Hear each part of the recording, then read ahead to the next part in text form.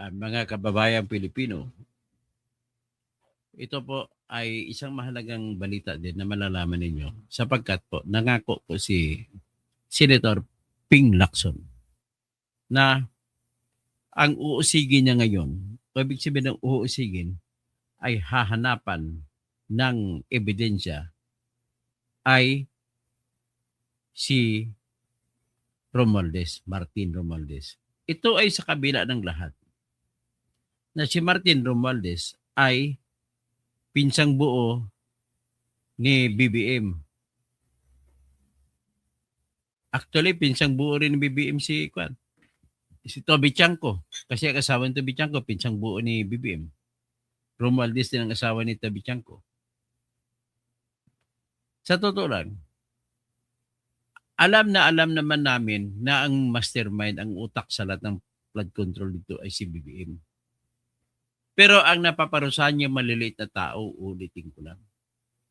Pagdating naman sa war on drugs, si Duterte ang mastermind, pero si Duterte lang ang paparusahan, ang mga maliliit na tao na pumapatay hindi napaparusahan. Baliktad, no? Ngayon, dito, ang nangyari, nangako si Lacson na sa sunod na Blue Ribbon Committee sa hearings of January 19 ay ipapatawag ni raw yung may-ari ng mansion na pinagbilhan ng para sa mansion ni Romualdez. Pero dahil po mainit na sa AMLAC tayo na tinatawag ang AMLAC. Ang AMLAC kasi nagmumonitor yan. Grabe monitoring yan. Sa lahat na may mga gumagalaw na pera, minomonitor. Pag bumili ka ng bahay, monitor ngayon. Kasi ipapasa yung pera kung sino nakabili. Ang pera na hawak ni Romualdez ay wala sa bangko. Cash. Kaya takot sila na ilagay sa bangko. Kasi pag pinasok mo sa bangko, huli kagad ng AMLAC. Mamonitor kagad ng computer ng AMLAC. Kaya ang style nga ng mga politiko ngayon ng mga kurap, pag namimili ng malalaking lupa, mahal, yan po ay galing sa sama-sama yung pera. At kailangan hindi idaan sa bangko. Kaya nga po yung mga politiko noong araw, mga kawatan, ay bumibili ng vault para ilagay mga pera. Ngayon, ang vault, maliit. At dumadami ang pera na kinukuha. So ngayon, bumibili na sila ngayon ng condominium unit. Doon na ilalagay sa mga condominium unit ang pera. So ngayon, ito naman si Romualdez na napabalita ayon kay Lacson na bumili ng mansyon sa Makati. Malamang sa Forbes o Dasmariñas Village. Hindi na masabi kung saan, kung anong subdivision. Pero ito, alam mo kayo mga mansion dyan, minimum kalahating bilyon ang halaga. Ito yung matindi. Ginamit si Diskaya sa pagbili. So nasa pangalan ni Diskaya, pero ang may-ari ay si Romualdez. Pakinggan natin si Lacson.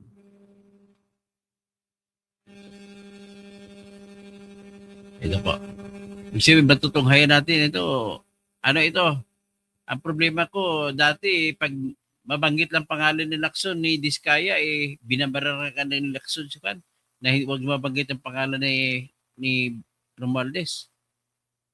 Ito pakinggan natin. Back to work ang Senate Blue Ribbon Committee sa susunod na linggo para ituloy ang investigasyon sa flood control scandal. Mahaba ang listahan ni Committee Chair Ping Lacson. Kabilang ang umano'y ugnayan ni dating Speaker Martin Romualdez sa mag-asawang Diskaya. Yan ang agenda report ni Dexter Ganibe ng Abante. Sa kabila ng mga pasaring na pinoprotektahan umano ng Senate Blue Ribbon Committee ang mga matataas na opisyal na madawit sa flood control scandal, binasag ni Senator Ping Lacson ang mga haka-haka. Kasi dati naman, nakailang hearing na bang Blue Ribbon? Parang ang tawag dyan, sacred cow.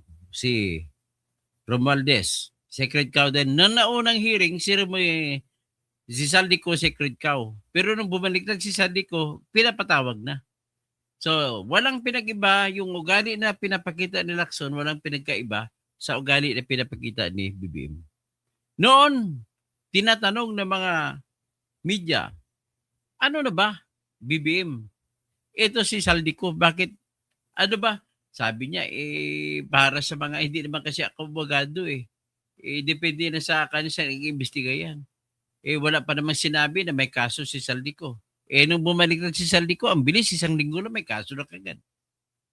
Ito naman ngayon, napilitan na sa ata siya na bitawan niya si Romualdez kasi bumabagsak ang popularidad na rating sa survey ni BBM.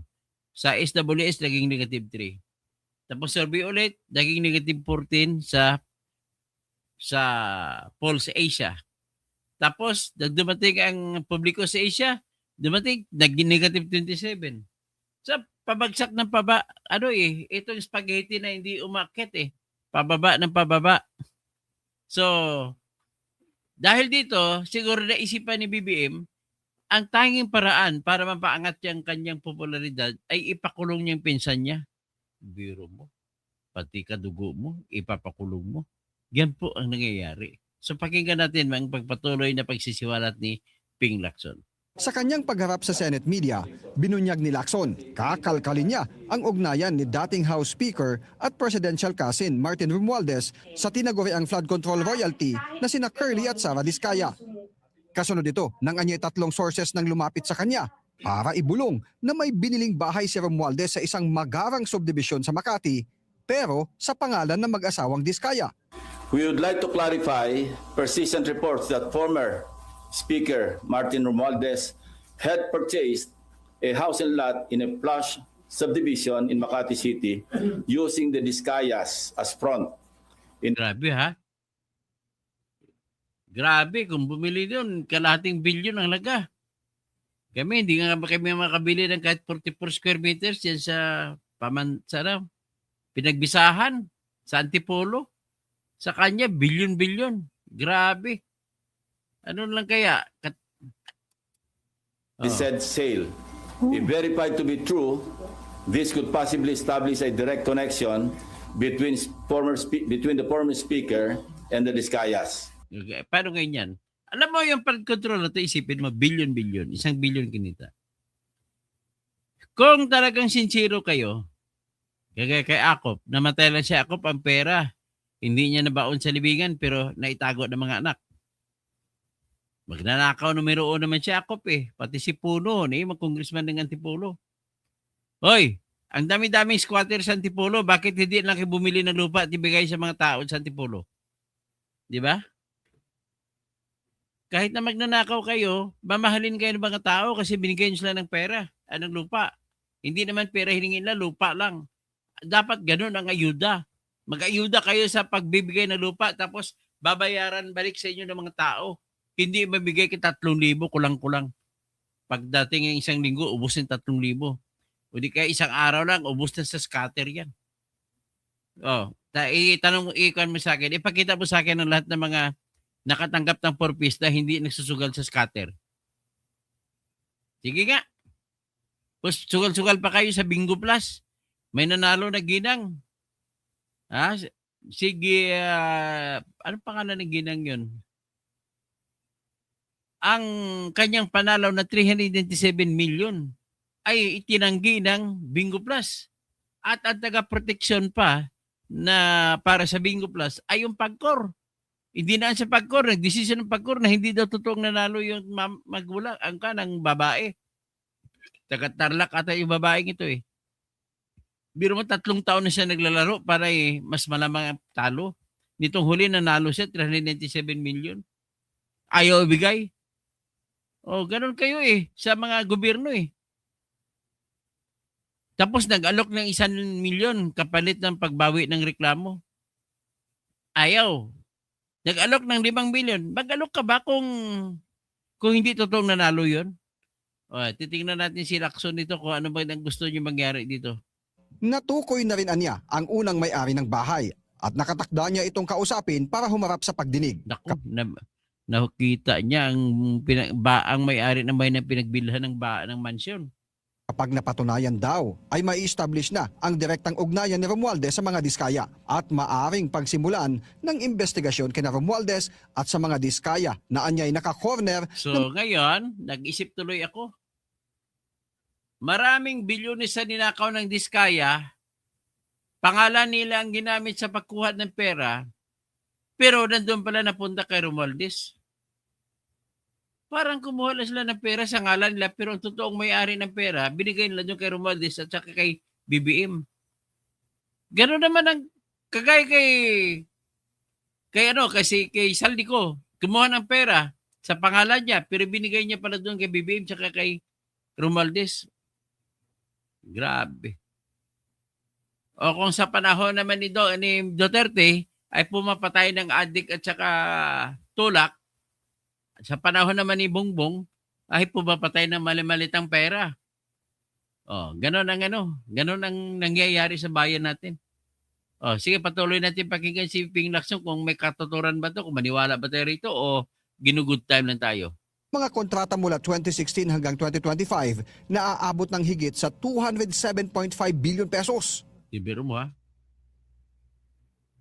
Ano yung mula kailan? Nakalimutan ko. 207.5 aabot ng higit sa 2 hanggang 2025 na mga kontrata mula 2016 hanggang 2025 O, mula na kay Duterte hanggang kay Marcos. Magkano? aabot ng higit sa 207.5 billion 207.5 billion. Tingnan natin. Sa 207.5 billion, ang napunta sa korupsyon, sabihin mo hanggang 40%. So 205 times 4, 800. So sa 20.5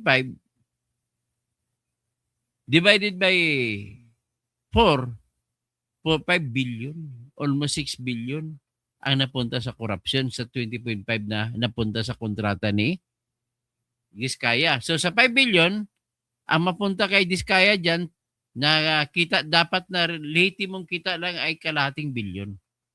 Yan naman lehitimong kita lang. Kung walang kickback.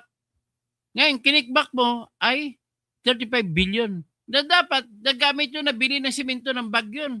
Tsaka yung mga bakal. Hindi na binili kasi binigay sa mga tarantado. So, ang binigay, 3.5 billion. Hindi, 5 billion ang kita.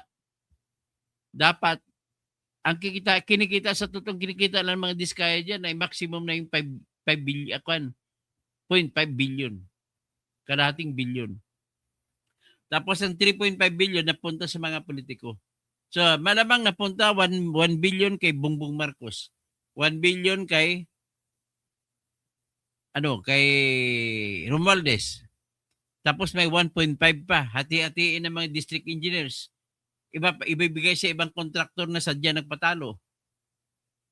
Ganun yung sistemang laro eh. May mga kontraktor sa sali, walang papel sa buhay kundi magpatalo na magpatalo. Kasi kada patalo, bibigyan sila ng 3%. Yung mga nagpatalo naman kayo, sana lumabas naman kayo. Magtumistigo naman kayo na kayo ginamit pag magpatalo na magpatalo lang lagi. Sa tingin ko naman, sabihin lang na ubos na yung pera binigay sa inyo. Maliit lang naman yun eh. So, iyan po ang litrato. Ibig sabihin po, kung talagang nagnakaw na matindi itong Diskaya, ay dapat hindi sila makanakaw. Unang-una, kontraktor lamang sila na dinidiktahan lamang sila ng DPWH at saka kontraktor, mga congressmen. Yan ang katotohanan. Kung minsan nga sabi nila, talo pa sila eh. Nabubuhay na sila, pinapatakbo na, kikita sila.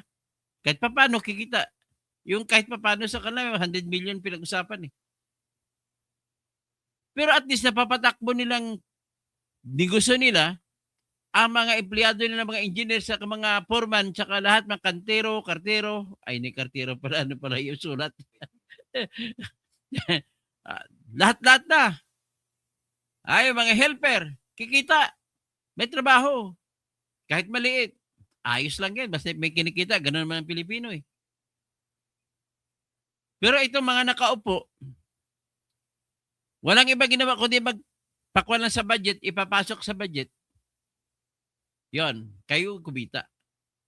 So ngayon, ladies and gentlemen, kung nakita ngayon natin kay Diskaya, mahigit 1 billion yung mga sasakyan eh. At ang bahay, hindi lang doon ang bahay nila eh. Sabihin natin, may 5 billion pa na bahay at may 1 billion sasakyan. Sabihin natin 6 billion. At may pera pa sa bangko, sabihin natin ay mga 4 billion.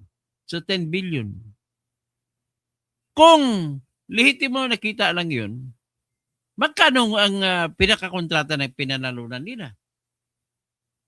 Ibig sabihin, 100 billion na kinita nila ang kontrata.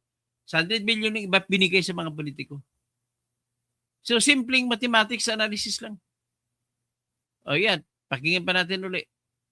Yun pesos. Bakit ganun ang connection?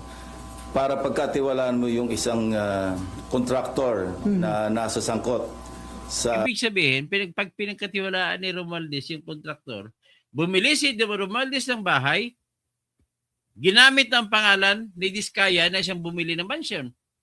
Kasi bawal ka sa AMLAC bumili kung saan ka ipaliwanag mo kung saan ang galing ang pera mo eh. Eh, ang kontraktor hindi nahanapan ng pagpaliwanag kasi kontraktor ako eh. Ito lisensya ko. Kumita ko eh. Walang magagawa ang AMLAC doon.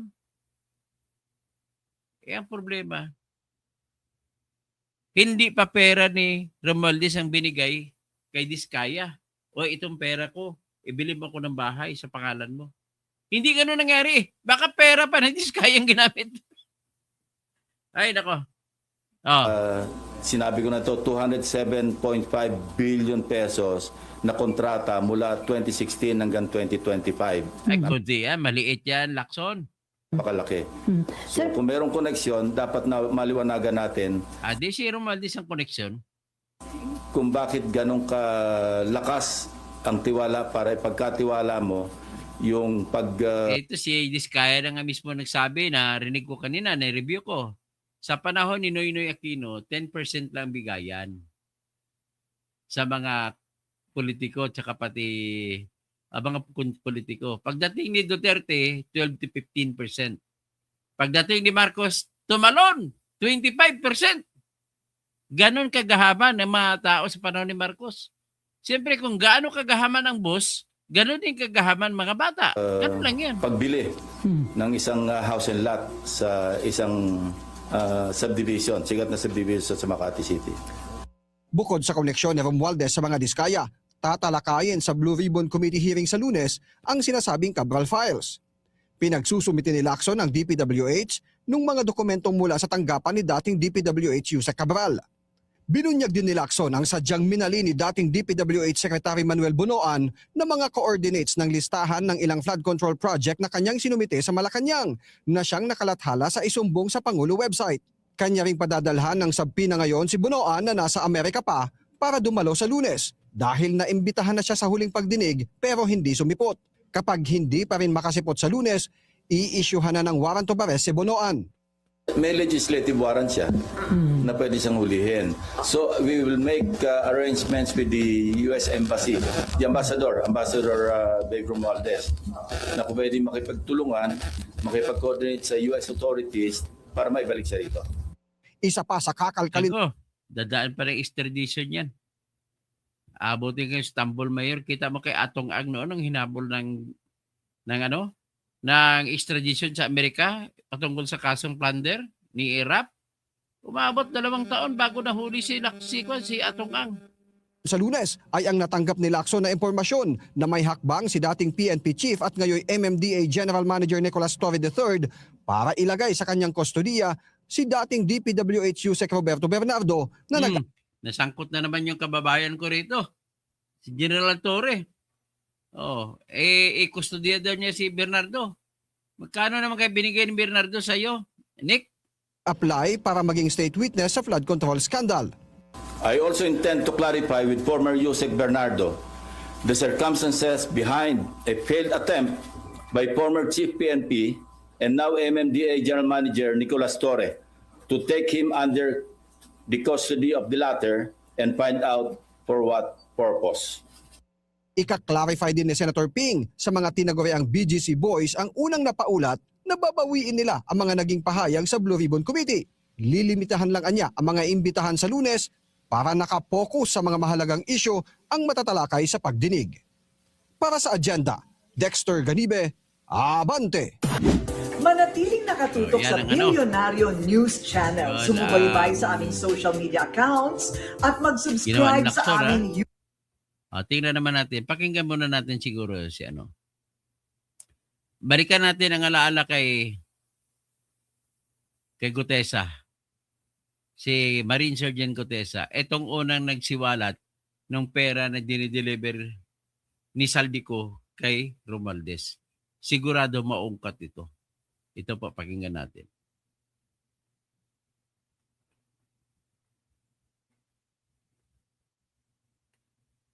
Ayan si may basura tayo deliver. Minsan namomonitor ko siya is 3 times a week ang delivery doon sa Forbes, sa bahay ni Kung Romualdez. Yung pera minsan nanggagaling lang doon sa horizon. delivery sa bahay ni Kung Romualdez, ha? Sa taas, ibinababa. Tapos may detail lang na tao, namomonitor ko naman sa GC namin.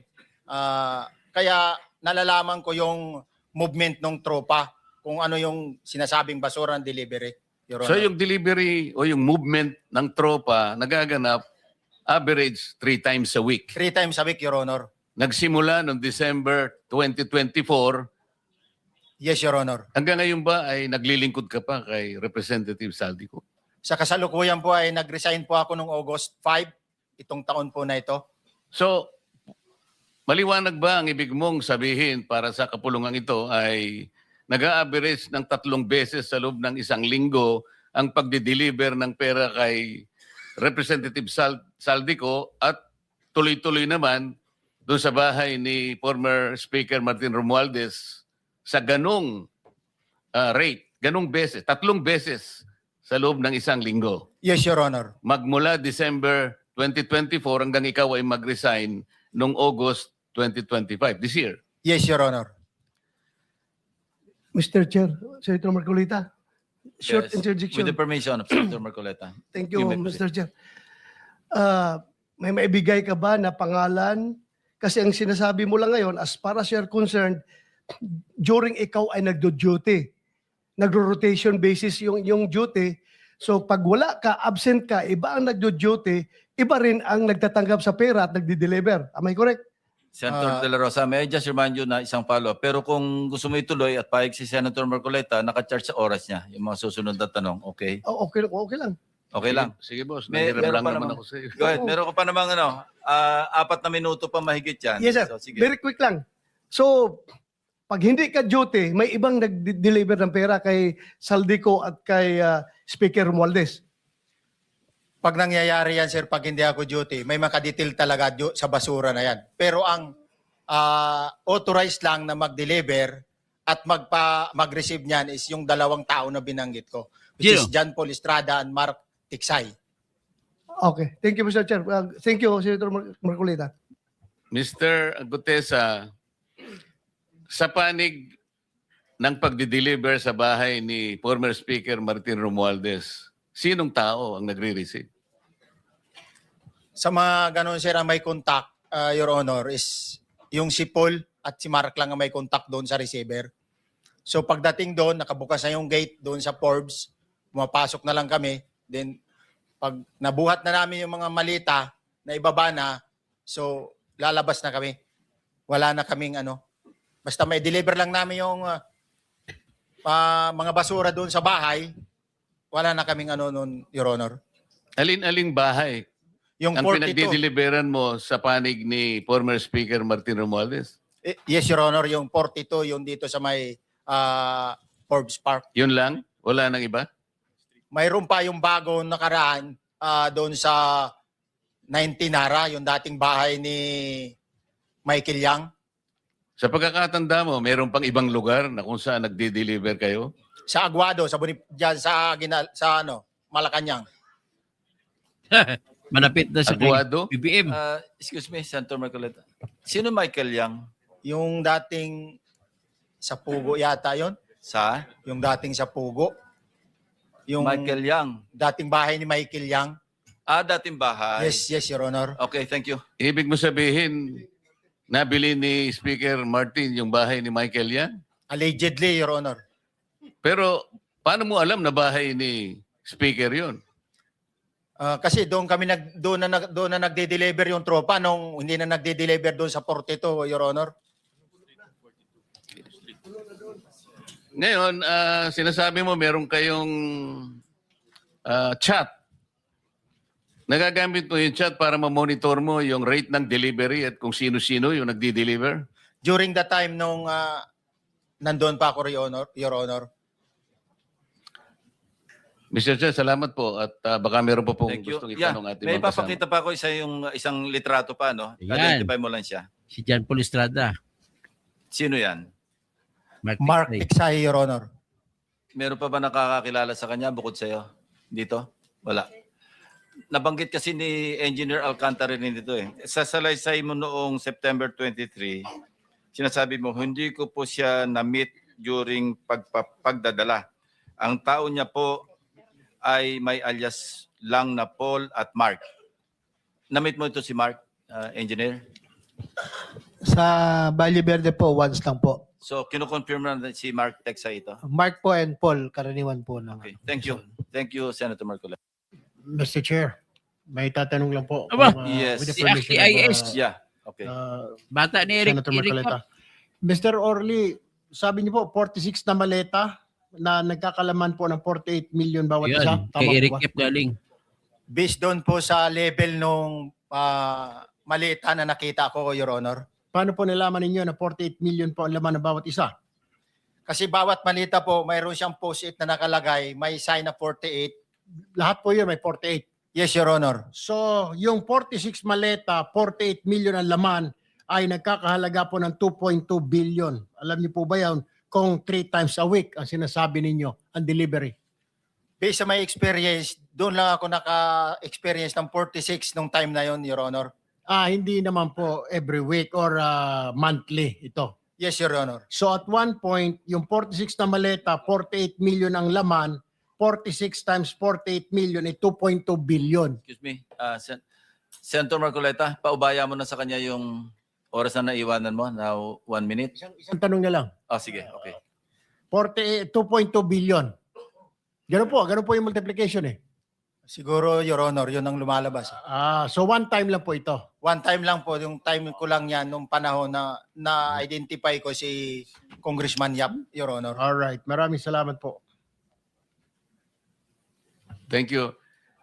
Yung paghalimbawa mo, kaya mo ginawa dahil yun ang pinakamalaki. Yes, Your Honor. Pero pangkaraniwan, dahil 3 times a week, mga ilan sa tingin mo yung karaniwang na i-deliver? Ilang maleta? Usually, pag nanggagaling na sa Horizon, na idine-deliver na doon sa Forbes, minsan mayroong 15 or kaya 18 ang malita. Pero yung malalaking malita yon na nagre-rate yung bawat malita, minsan mayroong 48, may 50. Sa mga tweet, Mr. Gutes, pangkaraniwan, 15 to... 15 to, Your Honor? Yun ang average, pangkaraniwan. Yes, Your Honor. Yung nabanggit mong nabigla ka sapagkat malaki, 48, yun lang kay Congressman Eric Yap. Yes, Your Honor. Yun ang time na nakita ko talaga in yung ganung kabalk Okay. yung balita na yun, Your Okay. Honor. Mr. Chair, payagan nyo sana akong magtanong lang ng isang tanong kay Mr. Diskaya. Mr. Diskaya, naalala mo, nagkaroon ka ng supplemental affidavit na binasa mo dito. Medyo mahaba pa nga di ba? Naalala mo yung nakaraan? Ito yung supplemental affidavit mo Yes po, Your na Honor. may petsang September 23, 2025. Ito yung nakaraang hearing natin. Yes po, Your Honor. Napansin ko kasi nung pinakinggan ko tiningnan ko sa ating transcript, parang hindi mo binasa yung paragraph 30 na kung saan binabanggit dito yung DPWH Region 1. Chinek ko talaga kaninang umaga, nirecheck ko uli, hindi nasama sa binasa mo ito. Ano ito, nagkamali ka lang o Your Honor, talagang hindi ko po nabasa dahil masyado na pong mahaba yung ano ko. Yung Ibasa mo nga uli, ano ba yun? ano po, yung binabasa ko po. Hindi nga, sabihin mo na nagkamali ka lang, hindi mo sinasadya.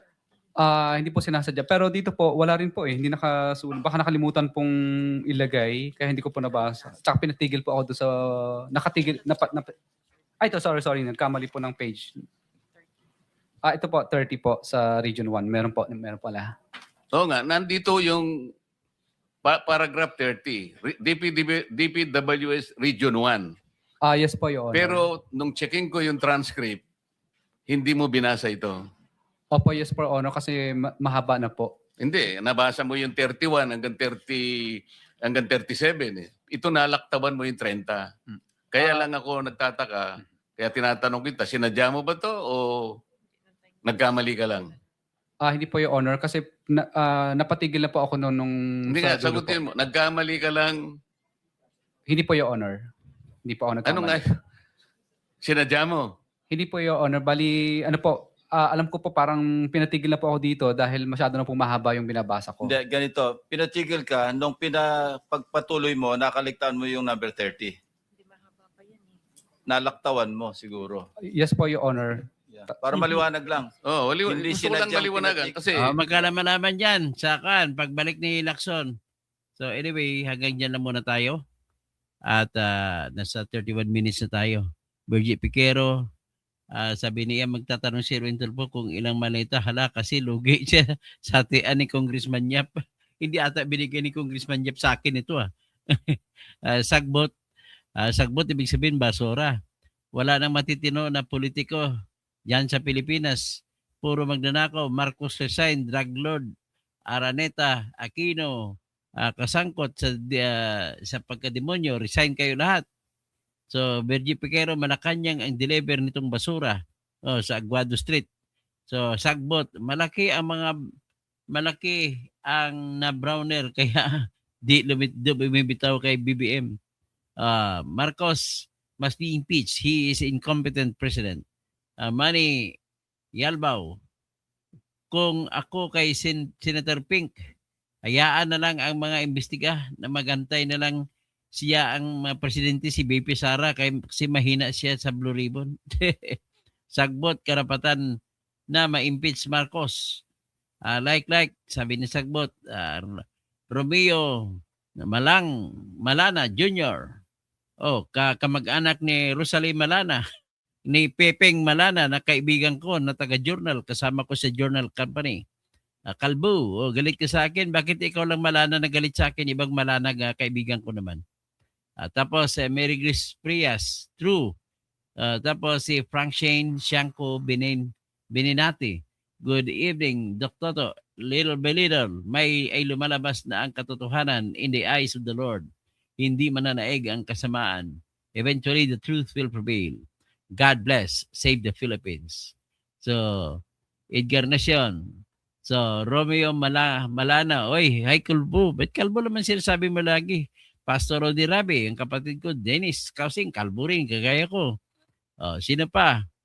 Si Virgie Piquero, Helen Baguio, Daimbag Rabi, mga kabsat ko, kada kayo amin. Maya Pabingi, mga kabalen. Tapos Masanto Silabi, Ichikayo amin, mga kamag-anak ko sa Pangasinan, lalo na kay Jaime Aquino. Sino pa? Si John C. Sayang, tuloy-tuloy sana ang investigasyon na yan. Marami masisiguro na bunyag mga public official. Tapos si Virgie Piquero, lugi si Erwin Tulfo, hindi nakakuha. Sainthood, yan ang maletang walang resibo at sila ang nagbe-deliver. Ay nako. So Felicia